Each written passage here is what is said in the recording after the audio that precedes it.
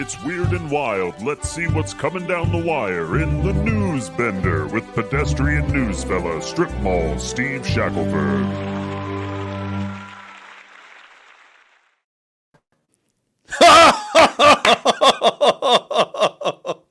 What? Oh my God! Hi, Steve. Hello, goodness! You look gorgeous.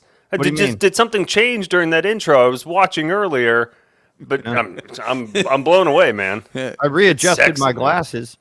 Okay, Wait, hold on. That's it. Skin, can you look to your right and look to your left a little bit? Oh my God! Look at that. Woo! He's ready. You can hit the field in those. That's a Guardian helmet, right? It's one of those new ones. Yeah, this is what the kickers wear. Yeah. You know, it's interesting the timing in which that you wore that, because if you had worn it at the beginning of the show, Steve would somehow have been wearing one when he started the news. Yo, as we know, Ben just went to Mexico, and I think on Sunday he sent me a text message. He said, "Hey man, I got something for you that's going to improve your sex life." And then I saw him yesterday, and he goes, "Here, man." Before Steve tells the news of the world, Ben, do you want to promote something that might tie into what I have on my head right now? Yes. At Rollertown this weekend, we're going to have live real Lucha Libre action. And this is Mexican wrestling. And, you know, we've done sumo wrestling, but this is real Lucha Libre action. And we've got wrestlers coming in from Mexico. We've got lots of Hispanic culture that we're going to be celebrating. It's going to be really, really cool in a lot of ways. What a dick. And there's no way he has a luchador mask, right? Oh, there is. So I called Ivan Zaniga yesterday because he is our engineer, and he's like my go-to ambassador for all things of Hispanic culture. And he... I think this is right. I don't know that it fits all the way. I think we're going to be fine, though. He was telling me about Lucha Libre and all of the things, the history of it. And he's like, man, a luchador will wear that mask and no one will ever know their identity. And they may go their whole career and no one ever knows who was beneath the mask. Or it may be unveiled mid-ring, or somebody may do a challenge match. And so anyways... Rollertown likes to celebrate some of our beers that we do, some of our special beers with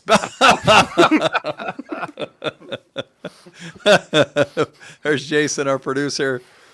It's fantastic. So anyways, yeah, what else can we say about this weekend at Rollertown? Just know Saturday is going to be a spectacle at Rollertown. It's going to be a life event. You can check off the box and say you've seen Lucha Libre. So come to Rollertown in Salina. It's all day and all night, and I think the wrestling starts at 6 p.m. Yeah, we'll have a mariachi band. We're going to have a lowrider exhibition. We're going to have the dudes from the Oak Cliff Soul Collective spinning some tunes. It's really going to be an awesome, and then obviously tons of great food. And some new beers that tie into all this. The merch is out of this world. I think it's going to be a top 3 or 4 day in Rollertown history. So make plans to be there Saturday. Family friendly all day event. I think it's going to be dope. Is when Nick Cook says that's the most shameful luchador mask, is he talking about Steve or Skin? I think either works. Steve looks like a furry. I'm having a hard time breathing. All right, let's do the news. Let's do it. All right. Oh, yeah, the news is up and going here. Okay. Oh. Hey, a team of scientists have discovered a new species of snake in the western Himalayas, and they've named the species after Leonardo DiCaprio, quote, for his contributions to the field of wildlife conservation and all that he's done for the earth. Okay, that's amazing, because the AI says if you mention Leonardo DiCaprio, there's a bunch of scantily clad women drinking it up on a boat with you. Yeah. The problem with this for me is it's equally terrifying and tantalizing. Okay, because it's almost like it's a trap to get me there, because there's money. I want that money, and I want that sausage. I'd love to hang out with I would love to hang out with those ladies. But there is a terrifying giant snake, again, in a Tom Landry fedora. And how did that snake get those briefcases there? And the snake appears to be an amputee. That I guarantee you that snake has so much pull. Its name is Leonardo DiCaprio Snakeo. It had the ladies carry the briefcase and the sausage and the money for him. Yeah. Now, that's a very friendly looking snake, though. He's lit. That dude parties. Look at that guy. Oh, yeah. He picked up that tall gal first. I think she can carry a lot of briefcases. There's one of them that's just a pure giant. Oh, my God. I just noticed. Oh, whoa. Wimby. Longest legs I've ever seen. And she's got the Magnum bottle, too. She's got the big boy. Yeah, and the woman that is immediately to the giant's left, there's an extra arm in there holding a glass somewhere, right? Oh, yeah. She's got a hand coming out of her waist or something. God, that looks like fun, dude. That does look like fun. Yeah, the suggested common name for the snake, so there is a scientific name. It's like Anguicculus DiCaprioi or something like that. But the common name for it will just be DiCaprio's Himalayan snake. Okay. I like that the AI was realized that there needed to be a driver. They didn't need to show us much of the boat driver, but you can just see above his nose his sunglasses, and he's definitely keeping it on course. Balding and not wearing a cap, though. If I learned anything from Gilligan's Island, I think those guys wear a cap most of the time when they're driving the boat. But I agree. Good captaining. Also, now that I'm looking more closely at the snake, the snake goes off to the left also. So that might actually be the nub of a different snake. It's hard to really know. It is impossible to know. The AI sometimes gets confused. I think there might be maybe even 5 snakes there. Okay. Very nice. But excellent reporting. Yeah, that's good. All right. Crotch cleavage is America's latest Gen Z fashion trend.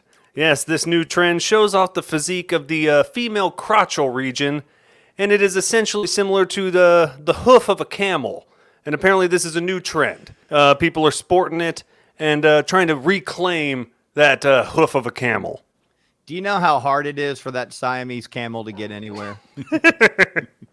What is going on there? That was like the first design of the Imperial Walker. You know, they're like, oh, shit. We can't. Hold on. We need one cockpit here. Oh, man. Look at all the people way off in the background that are trying to catch up with these ladies. Oh, yeah. Okay. You know, interestingly, too, one of the women here has a nub torso. It's just like she's got above the waist, she's just a thumb. Yes, I did notice that when I was importing it. I was like, oh, that's an interesting wrinkle there above the other wrinkle. What about her foot arm? Yeah. You see that gal? They're all on their phones, and then 2 of them are carrying briefcases. Man, I wonder if that guy in the very back wearing the tucked in short sleeve work shirt is having a good life. Yeah. He's managing a CVS. He started as a cashier, though, so it's big for him. It is. He's worked his way up. I'm going to watch a lot of the Mav games this year on WMRE.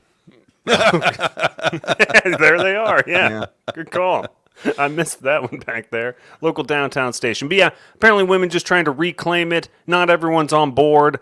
But the official usage of the term similar to hoof of a camel apparently is credited somewhere to the first usage in the 1980s. Now, I don't know exactly when in the 1980s that term originated, but they're going to try to spin it. No more camel hoof. It's crotch cleavage now. I actually wouldn't mind someone that has more time than me doing a deep dive on the history of that term and when we can try to. So the 80s, I mean, I would have thought before that, but I guess that could certainly be the case. Yeah. Yeah. Interesting wrinkle. Maybe it all goes back to Andrew Dice Clay. And who's the person that first walked past a camel and went, Right. Interesting. Kind of looks the way I thought. I don't know. Bring that leg up here real quick. Yeah. All right, we'll move on to some other news here. Al Pacino claims he will forever be haunted by an injury Oh, Steve froze. Oh, to his I could hardly walk home. Apparently he's got a new book, and stories are spilling out. And he says one time when he was growing up, he was walking on top of a thin iron fence doing a tightrope dance, and I slipped and fell, and the iron bar hit me directly between my legs. I was in so much pain that I could hardly walk home. I read this story last week, man, and I thought about you when you tore your pants on the fence, because that could have been way worse. You could have had a 10-year-old Al Pacino moment where he fell straight on his sack. Oh my God. Yeah. And then if you look at the fence, the nature of those fences at the very top, it's just like razor sharp nails up there, you know? It could definitely tear your sack. When I was a kid, there was a guy, I think his name was Johnny Reitinger was his name. That's and up at Huffines Park is where I met Skin at the rec center in 82. And Huffines Park had these small woods and a pavilion over there, like for picnic tables and stuff. And, you know, when you're a kid, you like to climb a bunch of dumb shit that you shouldn't be climbing. And I think this kid was in 6th or 7th grade. He fell off of the top of the structure, which was just 1 story high. But he landed straddling one of those metal trash cans. And so he landed directly on sack. And the rumor was that the injury was so bad that one of the testicles inflated to the size of a cantaloupe and had to be removed. That is so brutal. Yeah. The other part of that story is Al Pacino was 10 years old, and he had to lay there naked in front of his mom and grandma as they pointed at it and wondered what his future would be. Ooh. And look at that sausage balance there. Holding that amazing. sausage with one hand, that's beautiful. If you guys saw that picture with no context, would you think that's supposed to be Al Pacino? I would not. Took me quite a while to get the prompt in there where I'm like, actor who looks like he was in The Godfather 2. Just put him in there. Come on. I'm sure Steve will know this. And Ben, you'll know what I'm referencing. You may know the name. What is the name of the famous painting where the Scream? What is it? I think it's The Scream. The Scream, yeah. Who is that artist? I can't remember. Oh, man. I forget. It's somebody cool that I never remember. I think it's like 1900s Expressionism era, but that's what his face kind of looks like. He's doing that sort of routine on it. Yeah, Edvard Munch is the artist. He's a Hey, muncher. Good. Oh, look. Of course, Kim had it in the comment section almost immediately. She knows There it is. everything, dude. Look, Oh, yeah. I don't know if you have any other news, but this segment is over. Okay, no, but there's so much more. Nope. Good job.